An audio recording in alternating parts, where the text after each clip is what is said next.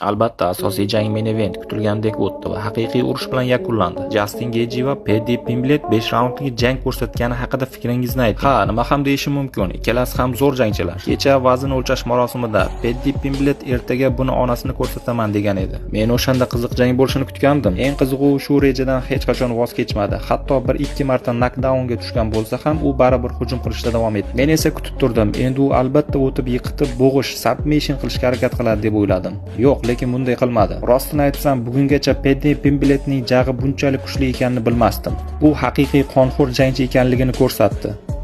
Endi savol tug'iladi. Navbatdagi jang vaqtinchalik kamar va kamarni birlashtirish uchun jang bo'lishi shartmi yoki agar u jarohat olgan bo'lsa va bir muddat jang qila olmasa-chi?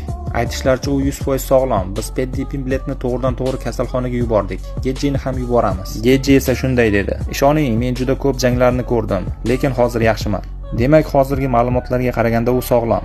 Nima deb o'ylaysiz? Getji va Arman jang qilsa kim g'olib bo'ladi?